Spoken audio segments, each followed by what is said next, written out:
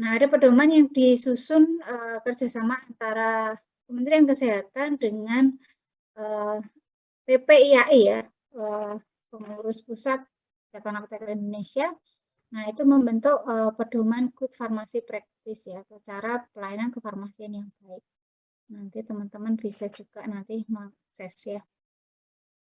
Nah, kemudian kalau dulu ya, pada aturan yang lama itu farmasi itu boleh melakukan yang namanya adalah pelayanan obat wajib apotek atau OWA. Ya. Jadi kalau medikasi, boleh diberikan obat OWA, obat wajib apotek. Nah, tetapi saat ini memang aturan itu sudah dicabut. Jadi sudah tidak ada lagi kita mengacu daftar obat OWA 1, 2, 3. Farmasetika saya kira sudah pernah diberikan ya untuk daftar obat OWA. Ini masih ingat? Diberikan nggak dulu farmasetika? Ya lupa, udah lama ya, semester 1 ya. Saya kira mestinya itu dulu sudah pernah diberikan juga ya. Ada daftar obat OWA 1, OWA 2, OWA 3 itu. Tetapi sekarang aturan sudah berubah ya. Sudah muncul peraturan yang baru yaitu Permenkes nomor 3 tahun 2021 tentang perubahan penggolongan, pembatasan dan juga kategori obat. Nanti silahkan ini bisa adik-adik semua akses ya untuk melihat yang obat dulunya itu dia masuk obat keras kemudian berubah menjadi obat bebas terbatas itu ada apa saja. Begitu juga sebaliknya nanti bisa dicek. Kenapa kita harus tahu ini? Karena ini adalah terkait dengan kategori obat apa saja yang boleh kita berikan kepada pasien di dalam memberikan layanan swamedikasi. Ya. Nah, jadi harus tahu ini. Nah, kemudian ada lagi pedoman penggunaan obat bebas dan bebas terbatas. Oke, nah ini. Coba ada yang bisa membantu saya? Apa sih bedanya antara obat bebas dan obat bebas terbatas itu? Saya masih ingat nggak?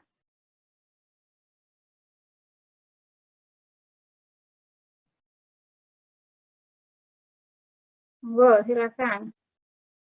Apa ya bedanya obat bebas dan obat bebas terbatas? Ya udah semester 6 loh. Izin menjawab, Bu. Silakan, Mbak Amalia. Iya, saya melihat dari NIM 07. Jadi perbedaan untuk perbedaan obat bebas dan obat bebas terbatas. Kalau untuk obat bebas itu bebas dibeli di mana saja, seperti di warung atau di toko. Terus untuk logonya itu warna hijau. Tapi kalau untuk obat bebas terbatas itu bebas untuk dibeli di mana saja, tetapi masih ada peringatan untuk penggunaannya. Terus untuk logonya itu warna biru. Seperti itu, Bu. Oke, baik. Terima kasih ya sudah cukup mewakili ya. Ya, jadi di sini teman-teman mestinya sudah bisa mengidentifikasi dan juga bisa mengedukasi ke pasien juga gitu ya. Terkait tadi, obat apa saja sih yang boleh kita berikan ya. Termasuk nanti di dalam Permenkes yang nomor 3 tahun 2021 ini ada yang sebelumnya dia masuknya obat keras, tapi kemudian masuknya ke obat bebas terbatas. Sehingga tentunya itu kan akan berdampak pada pemilihan obat yang bisa kita berikan. Seperti itu. Jadi nanti silahkan bisa dibaca ya. Saya tidak akan menjabarkan ini isinya apa saja. Ya, obat-obat apa saja yang berubah golongannya dari keras ke bebas terbatas. Nah, teman-teman saya yakin teman-teman sendiri nanti bisa mencari informasi dari saya. Nah, itu terkait dengan dasar hukum atau legalitas dari pelayanan non resep atau swamedikasi yang bisa kita lakukan. Nah, ini adalah kompetensi yang harus dikuasai ya seorang apoteker di dalam melakukan pelayanan swamedikasi. Ya, jadi ini saya ambil dari SKI ya, Standar Kompetensi Apoteker Indonesia, dan juga dari Blueprint UKI. Nah, inilah yang nantinya kami harapkan nanti teman-teman semua setelah lulus dari mata kuliah ini tentunya ini sudah harus paham ya, sudah harus bisa Apalagi nanti pada saat teman-teman semua ini nanti masuk ke program profesi, ada PKPA apotek, nah, kalian akan terjun langsung ke lapangan ya. Jadi sudah tidak gagap lagi, setidaknya tahu step-stepnya apa yang harus dilakukan. Bagaimana kita memilihkan obat. Nah, biasanya kendalanya kalau saya tanya mahasiswa itu pada saat PKPA, terutama untuk melakukan pelayanan swamedikasi, karena harus memilihkan obat gitu ya. Biasanya agak kesulitannya di sana. Seperti itu. Makanya di sini penting sekali swamedikasi ini tentunya harus dilandasi ya. Teman-teman harus kuasai betul itu terkait dengan spesialis obat. Ya. Oke. Sayangnya memang di S1, di kurikulum S1 tidak ada mata kuliah khusus ya terkait dengan spesialis obat. Ya, jadi nanti kita akan belajar bersama-sama ya dari beberapa mata kuliah pendukung ya, farmakologi, farmakoterapi dan juga ada swamedikasi. Ini harapan saya bisa meningkatkan kompetensi teman-teman semua terkait dengan spesialis. Nah, apa kompetensi yang harus dikuasai? Yang pertama adalah melakukan penggalian informasi. Ya. Informasi terkait apa? Terkait dengan keluhannya. Kira-kira apa sih informasi apa saja sih yang harus kita gali, yang harus kita kumpulkan dari pasien? Ada yang mau berpendapat?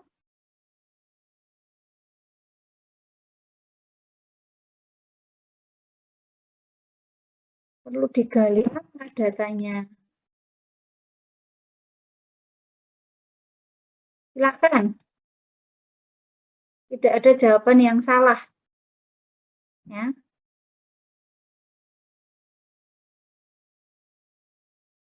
Apa kira-kira informasi yang perlu digali? Kalau ada pasien datang dengan keluhan, Mbak, saya mau beli obat untuk sakit kepala.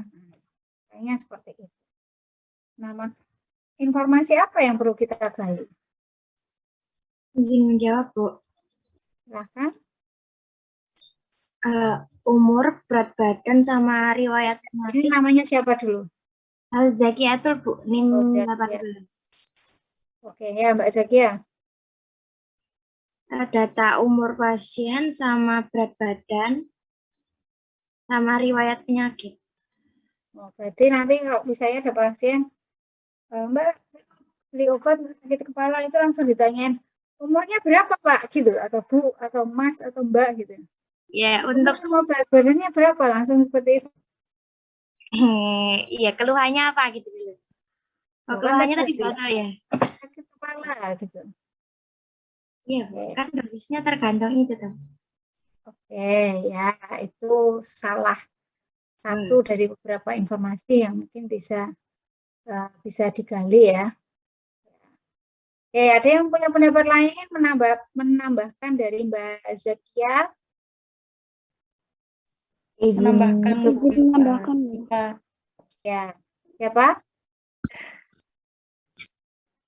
Indah, oke, Indah dulu. Ya. Mungkin keluhannya sakit kepalanya di bagian mana, yang mana, terus pengobatan sebelumnya sudah mengonsumsi obat apa, sama ada alergi terhadap obat apa gitu, jenis obat apa. Oke, ya, jadi tadi ada tambahan informasi lagi. Kalau minta obat untuk sakit kepala, nah mungkin bisa diperjelas ya. Karena kan apa? Sakit kepala itu kan ada sakit kepala sebelah, ya, migrain.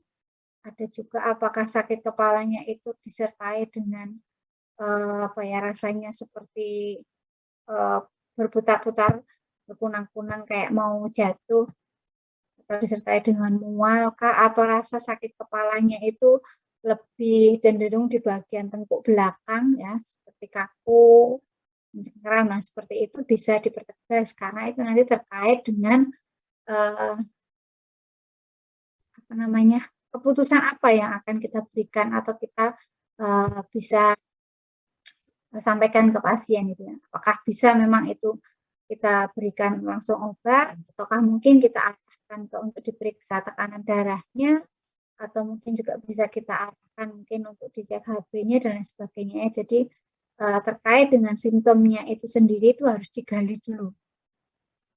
Nah, seperti itu. Oke, terima kasih ya. Oke, ada lagi informasi lain yang harus kita gali. Kira-kira apa? Tadi yang sudah bersuara tadi, yang belum sempat saya identifikasi tadi siapa? Monggo, silakan. Izin menjawab, Bu. Apa Mbak Mela ini ya? Kalau pasiennya itu ditanya habis mengonsumsi makanan apa atau minuman apa, kemudian mengonsumsi obat lain apa gitu, Bu? Mungkin. Oke ya. Ya, oke. Tadi juga ini tadi nyambung dari Mbak Indah tadi juga disampaikan ya, bahwa apakah sebelumnya sudah minum obat atau belum. Nah, itu nanti karena terkait dengan beberapa alternatif pilihan yang bisa kita berikan ya. Misalnya, oh ternyata sudah minum paracetamol 500 mg, tapi tidak membaik. Atau mungkin minum obat dengan merek lain misalnya. Itu juga penting untuk kita gali. Ataukah mungkin pusingnya ini karena ada penyakit lain enggak misalnya. Oh pasiennya mungkin apakah susah tidur ataukah mungkin tekanan darahnya tinggi seperti itu apa namanya juga bisa kita gali. Nah kemudian di sini kita bisa kalau sudah dapat informasinya bisa menetapkan permasalahannya. Ya. Apakah itu minor problem ataukah major problem. Kalau major problem kan tidak bisa ya kita selesaikan dengan medikasi. Nah, kalau itu masih minor misalnya, oh ya tadi misalnya migrain, oh masih belum dikasih obat apapun, nah itu kan masih memungkinkan pilihan terapinya yang bisa kita lakukan soal medikasi. Jadi kita terapi dulu dengan yang ringan dulu seperti itu. Kemudian, nah ini ya, tadi ini menetapkan masalah, menetapkan solusi terkait dengan apa? Terkait dengan aspek regulasi juga harus kita berikan ya. Jadi ya, apakah itu bisa kita obati, kita sarankan obat, ataukah harus dirujuk. Nah, jadi yang namanya keputusan atau solusi soal medikasi itu tidak harus kemudian pasiennya langsung dikasih obat. Nah, justru disinilah peran dari apoteker untuk mengidentifikasi kira-kira ini termasuk ke dalam keluhan yang boleh diatasi dengan soal medikasi atau tidak. Kenapa? Karena kalau kita tidak bisa membedakan gitu ya, apakah ini major atau minor, apakah ini boleh diatasi dengan soal medikasi atau tidak. Nah, seringkali penggunaan obat itu juga bisa berpengaruh terhadap penegakan diagnosis dari suatu penyakit. Ya, jadi misalnya pasiennya sebenarnya ini pusingnya itu hanya salah satu dari begitu banyaknya gejala yang ada pada pasien misalnya.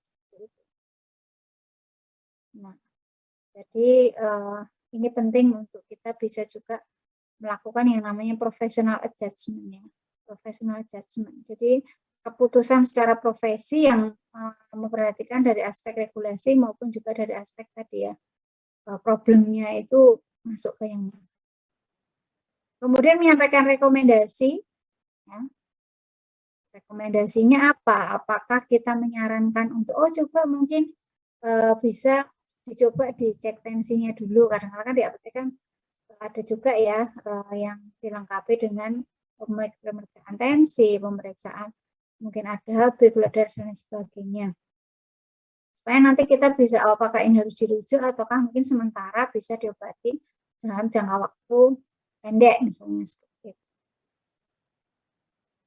Kemudian melakukan monitoring durasi pengobatan dan evaluasi efek samping dari pengobatan. Nah, inilah pentingnya kenapa pada saat melakukan pelayanan soal medikasi, seringkali di dokumentasi itu kita meminta nomor telepon yang bisa dihubungi. Ya, kalau memungkinkan dan memang diperlukan, itu kita bisa melakukan monitoring. Ya. Setidaknya di sini kita memberikan soal medikasi untuk obat itu kan ada batasan jumlah ya, batasan jumlah atau durasi pengobatan. Jadi memang soal medikasi ini tidak direkomendasikan untuk diberikan dalam jangka panjang. Ya karena khawatirnya kalau tadi ya ada penyakit-penyakit tertentu yang sebenarnya itu mungkin nanti menjadi problem mayor dan itu bisa tertutupi gejalanya karena penggunaan obat tadi. Ya. Nah, di sini ada dokumentasi.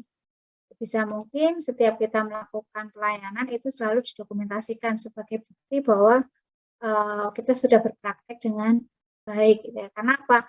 Karena nanti apoteker itu juga nanti akan ada yang namanya perbaruan untuk izin registrasi sebagai apoteker.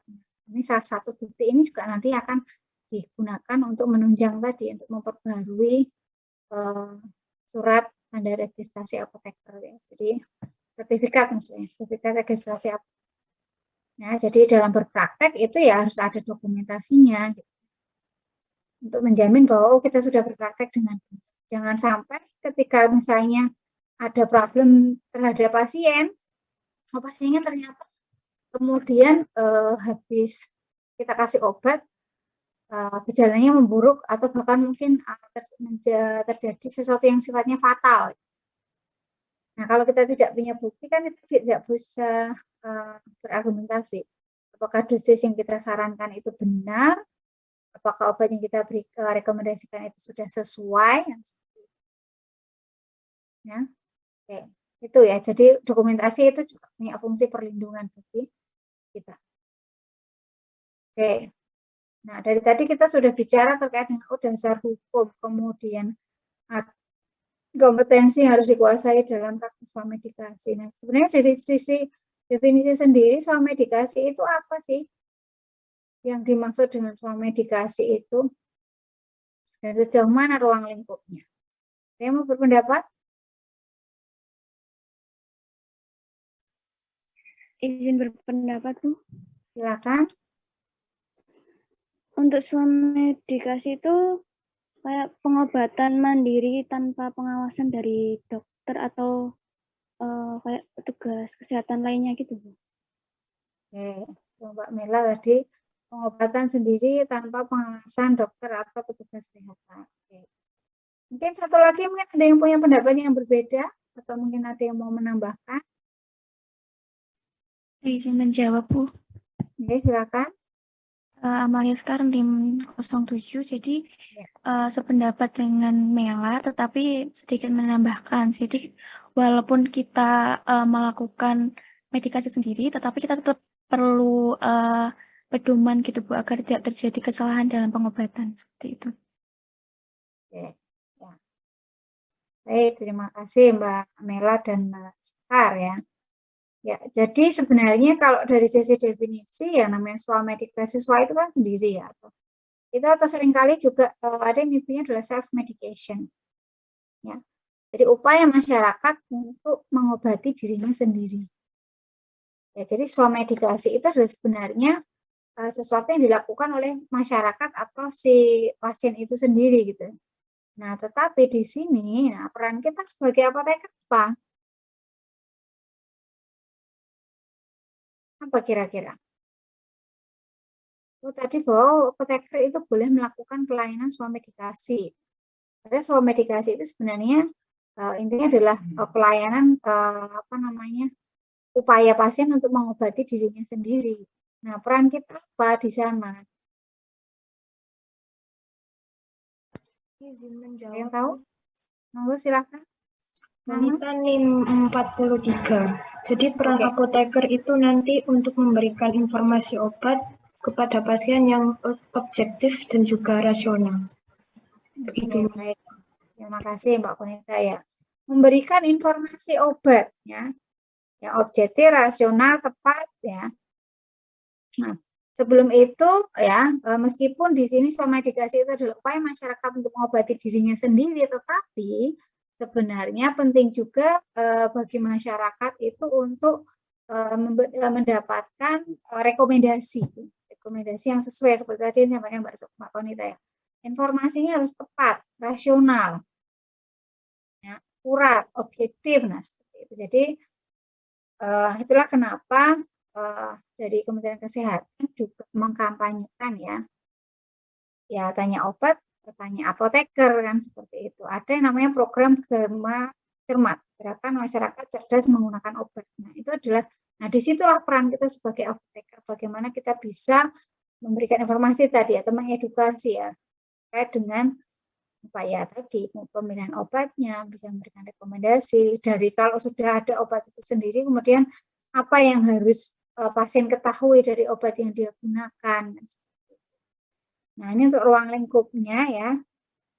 Jadi memang swamedikasi itu tidak bisa dipukul rata diberlakukan untuk semua gejala atau keluhan. Ya, ada batasannya. Ya, seperti yang saya sampaikan tadi, yaitu ada penyakit-penyakit ringan. Ini saya ambilkan dari buku pedoman penggunaan obat bebas dan bebas terbatas ya. Ya, termasuk di dalamnya adalah gangguan respiratori seperti flu, batuk flu gitu ya. Kemudian ada painful simptom ya, yang terkait dengan nyeri. Nyeri yang ada macam-macam juga tadi ya. Ada yang terkait juga dengan saluran pencernaan ya, kayak diare. Diare pun juga nggak semua diare itu bisa diatasi dengan swamedikasi. Demam pun juga begitu. Tidak semua demam itu bisa diatasi dengan swamedikasi. Ya, ada kriteria-kriterianya. Nah, nanti akan kita bahas lebih lanjut nanti di pertemuan yang selanjutnya. Nah, ini adalah ruang lingkup dari medikasi atau seringkali dikenal dengan minor illness ya. Gejala ringan. Nah, ini untuk panduan pemilihan obatnya ya, tadi sudah sedikit disinggung oleh teman-teman ya, tadi di awal tadi pertanyaan saya ya, bahwa tentunya di sini di dalam memilihkan obat, sebenarnya yang lebih tepat adalah pasien itu harusnya memilih obat sendiri, tetapi kita merekomendasikan, yang memberikan alternatif pilihan-pilihan yang bisa digunakan oleh pasien berdasarkan beberapa pertimbangan, ya, di antara beberapa obat yang memang memungkinkan untuk digunakan mengatasi gejala tersebut. Nah, apa pertimbangannya ya? Yang jelas yang pertama adalah gejala atau keluhan. Ya, kayak tadi misalnya sakit kepala, oh apakah separuh, apakah sakit kepalanya itu seperti tegang otot, ataukah mungkin sakit kepalanya karena sakit gigi, ya juga. Kemudian kondisi khusus ya, ini yang penting juga untuk ditanyakan ya. Tapi mungkin ini pada saat menaikkan terkait dengan kondisi khusus, ini kita ini ya, sesuaikan dengan pasiennya ya. Jadi kalau misalnya pasiennya bapak-bapak ya nggak perlu ditanya ya sedang menyusui atau hamil atau tidak gitu ya. Tapi kalau ibu-ibu mungkin dia di usia produktif ya, mungkin saya tanyakan apakah saat ini sedang menyusui. Nah, seperti itu. Jadi yang perlu ditanyakan ya memang harus kita tanyakan. Tapi kalau kayak lanjut usia bayi itu bisa kita lihat. Kemudian reaksi alergi, ya pengalaman alergi. Nah ini penting juga untuk kita jadikan pertimbangan. Jangan sampai nanti kita merekomendasikan obat yang pasiennya itu dulunya ternyata sudah pernah menggunakan. Ya, tuh. Kadang-kala ini yang seringkali menjadi problem itu adalah pasiennya itu nggak tahu nama obatnya apa. Nah itu. Nah makanya disinilah pentingnya kita untuk mengedukasi pasien ya, bahwa pasien itu sebenarnya harus diinformasikan terkait dengan obat apa yang dia gunakan. Supaya ketika nanti ada pengalaman yang tidak diharapkan ketika dilakukan penggalian informasi itu pasiennya tahu. Ya. Kemudian ini ada nama obat, sertifikasi dan lain sebagainya. Nah, pilih obat yang sesuai dengan gejalanya dan sebisa mungkin tidak ada interaksi obat dengan obat yang sedang diminum. Nah, inilah kenapa juga tadi perlu ditanyakan. Apakah saat ini sedang mengkonsumsi obat rutin atau ada obat lain yang juga sedang digunakan atau tidak, ya, untuk melihat apakah ada kemungkinan potensi terjadi interaksi obat. Begitu.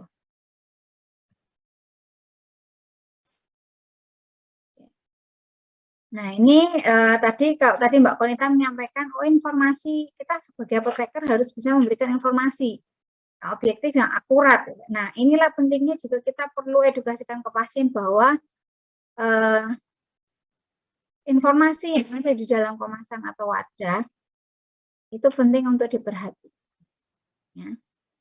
Nah, pernah nggak teman-teman di sini ada nggak yang pernah beli obat atau dapat obat itu label kemasan di wadahnya itu dihilang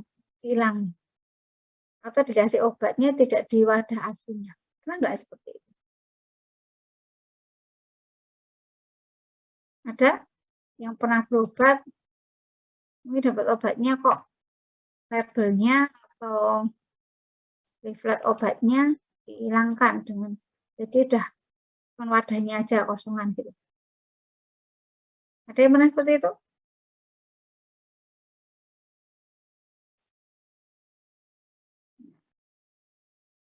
Saya pernah ya, dan mudah-mudahan ini nanti tidak terjadi pada lulusan WNS ya. Jadi sebenarnya label obat itu adalah haknya pasien. Kenapa? Ya, karena nanti dari sana pasien bisa akan mendapatkan informasi ya terkait dengan zat khasiat, manfaat, aturan pakai dan lain sebagainya. Meskipun sebenarnya ya, mungkin kadang-kala pasien ada juga yang minta, saya pernah ya beberapa kali ketika di Apotek 11 Maret itu meskipun pasiennya swamedikasi seperti itu, tapi ketika pasiennya itu ketika dijelaskan mungkin dia kurang paham atau mungkin khawatir lupa begitu, seringkali saya tambahkan juga etiket di kemasannya gitu ya, biar obatnya tidak tertukar atau biar dia lebih paham, lebih jelas tentang aturan penggunaan obatnya. Nah, tetapi ini jangan sampai ini dihilangkan ya, karena ini adalah haknya pasien. Nah, seringkali informasi-informasi seperti inilah yang bisa kita gunakan untuk mengedukasi pasien. Nah, ini yang tadi saya singgung ya. Cermat. Ada 5O. Nah, ini yang harus informasi minimal yang harus kita sampaikan kepada pasien ya. Di sini kan dikampanyekan bahwa pasien itu mestinya harus menanyakan ini loh ketika menggunakan obat apa ya, itu 5O. 5O itu meliputi apa saja. Nah, yang pertama adalah nama dan kandungan obatnya. Ya. Jadi obat ini apa nama dan kandungannya. Kadang-kadang pasiennya itu cuma tahu oh, obatnya warnanya biru, hijau, kuning, ya. Tapi nggak tahu kalau ditanya itu obatnya apa. Nah, jadi pada saat kita menyerahkan obat itu sampaikan, oh ini adalah Sanmol, isinya paracetamol, misalnya seperti itu. Ya, tapi ini saya nggak mengendorse Sanmol ya. Nah, kemudian obat ini khasiatnya apa? Ya, jadi pasien itu harus diinformasikan bahwa nanti setelah minum obat ini efek apa yang akan dirasakan. Misalnya, oh nanti obat ini bisa digunakan untuk menurunkan panas ataupun mengurangi nyeri. Nah, sekali minumnya nah, terkait dengan dosis. Sekali minumnya berapa? Termasuk di sini juga nanti adalah batasan kapan obat ini boleh digunakan dalam swamedikasi misalnya. Oh nanti diminum sehari bisa 3-4 kali 1-2 tablet. Nah, sampai berapa hari kan seperti itu kan. Jika gejalanya, jadi kalau obat-obat yang sifatnya simptomatik itu kan memang digunakan hanya jika membutuhkan saja. Tapi kalau ternyata kalau gejalanya berlanjut, gitu ya, lebih dari 3 hari tidak ada perbaikan gejala, maka juga penting untuk kita sampaikan ya untuk konsultasi lebih lanjut kepada dokter. Nah, cara penggunaan ini terkait dengan apakah obatnya boleh digerus atau tidak, apakah harus ditelan utuh. Nah, itu juga informasi yang harus kita sampaikan ya. Nah, yang terakhir terkait dengan efek samping, kita mestinya juga harus pintar-pintar di dalam menyampaikan informasi terkait dengan efek samping ini. Jadi tidak semua efek samping itu kemudian kita sampaikan pada pasien. Nanti pasiennya bisa jadi takut, nggak mau minum obatnya. Jadi memang hanya efek samping yang memang dia umum terjadi dan juga itu mungkin akan membahayakan jika kita tidak sampaikan, misalnya ya. Tapi kadang-kala ada juga pasien yang tanya, obat ini bikin ngantuk enggak? Kadang-kala seperti itu. Karena itu kalau pasiennya stres mungkin sudah bisa menanyakan, tapi kalau tidak nanti bisa kita informasikan. Sebagian besar pasien yang menggunakan obat ini ya seringkali mengeluhkan mengantuk ya. Jadi nanti pasiennya kan akan oh berarti saya kalau habis minum obat atau waktu minum obatnya mending saya menjelang tidur misalnya. Itu jadi pasiennya akan kita ajak untuk menentukan kira-kira waktu yang tepat dan nyaman bagi pasien untuk minum obat itu kapan. Ya, itu terkait dengan 5. Mungkin ada yang mau ditanyakan dulu? Silakan kalau ada yang mau didiskusikan. Ya. Informasi-informasi ini ya, leaflet-leaflet seperti ini banyak nanti teman-teman bisa akses di webnya Kemenkes ya. Jadi nanti kalau kita bicara nama dan kandungan obat itu nanti meliputi apa saja informasi yang disampaikan, khasiat dan lain sebagainya. Nanti silahkan bisa diakses.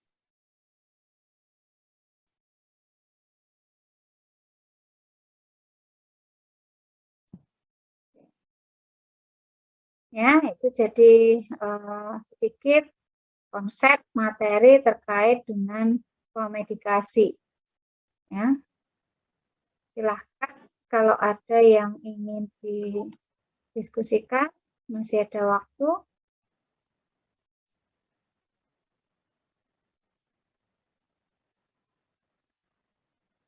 Ada yang mau disampaikan?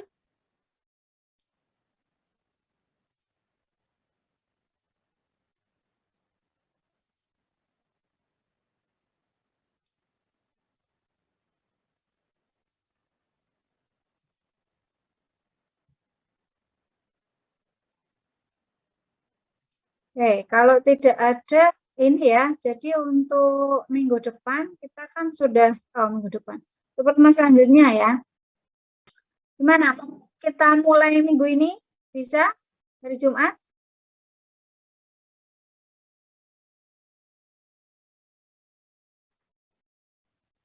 Monggo, kesepakatan saja. Sebentar, saya cek jadwal. Mungkin bisa kita pastikan sekalian kita akan mulai kuliah jam berapa itu untuk hari Jumat. Hari Jumat hanya ada praktikum bio setelah Jumatan. Kalau hari Jumat jam 9 bagaimana teman-teman semua? Saya minta kesepakatannya.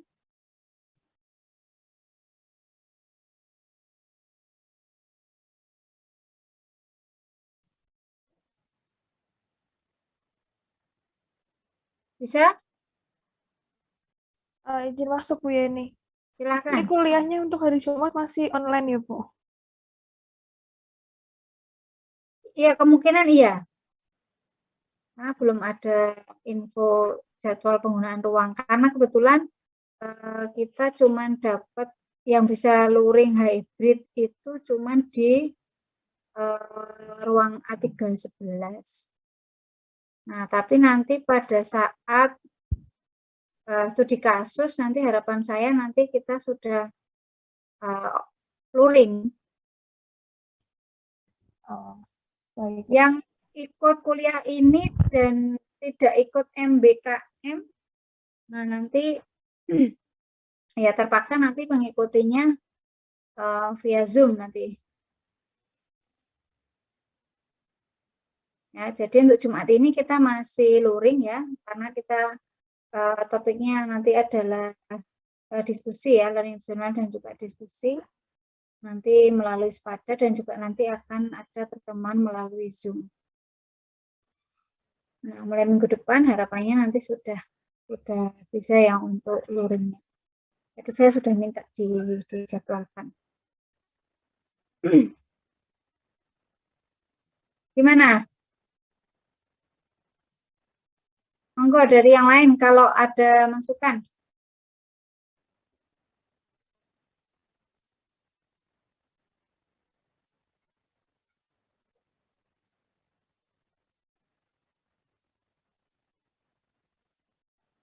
Oke, kalau tidak ada ya, sementara nanti untuk minggu ini untuk pertemuan kedua ya terkait dengan regulasi dan peran apoteker dalam somedikasi ya. Itu untuk pertemuan kedua di Jumat jam 9 nanti kita akan jadwalkan lagi ya untuk pertemuan daring ya. Mudah-mudahan nanti hari Rabu minggu depan kita bisa mulai case study-nya ini dengan luring gitu. Oke, nah jadi untuk bekal pertemuan minggu depan saya tadi sudah menyampaikan ya terkait beberapa pedoman ya dan juga dasar hukum dari pelaksanaan pelayanan somedikasi. Nanti silahkan teman-teman bisa pelajari dulu, kemudian nanti minggu depan nanti 30 menit pertama itu nanti saya akan memberikan waktu ya bagi teman-teman nanti untuk menyusun untuk learning journal-nya. Ya, kemudian kita akan lanjutkan itu dengan diskusi.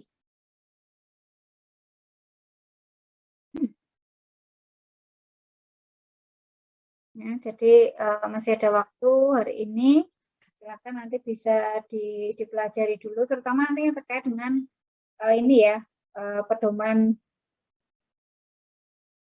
batasan gejala apa saja yang bisa diatasi dengan medikasi, kemudian obat-obat apa saja yang bisa digunakan untuk pelayanan medikasi ya. Nah, sebisa mungkin nanti teman-teman sudah mulai memetakan ya. Jadi nanti di setiap case study itu saya akan memulai dengan semacam pretest ya. Tapi itu nanti akan saya tunjuk secara bergiliran, secara lisan. Nanti untuk spesialis dari obat-obat sesuai dengan kategori penyakit yang akan dibahas pada studi kasusnya. Nah, jadi kalau misalnya kita bicara terkait dengan kasus respiratori, nah maka nanti akan ada pretest terkait dengan obat-obatan untuk respiratori. Nah, misalnya, oh ada Ambroxol. Nah, Ambroxol itu apa namanya, zat aktifnya apa, dosisnya bagaimana, sinonimnya atau obat mereknya ada apa saja, seperti itu ya. Jadi tolong itu hari ini sudah mulai dipetakan. Ya, monggo teknisnya seperti apa nanti teman-teman ya. Jadi ini sudah jelas ya, sudah jelas poin-poinnya, ruang lingkupnya, kasusnya atau keluhannya apa saja. Nanti silakan teman-teman sudah bisa mulai menyusun. Nah, supaya nanti akan memudahkan atau akan menjadi panduan juga bagi teman-teman nanti di dalam menyelesaikan case study-nya. Begitu. Ada pertanyaan?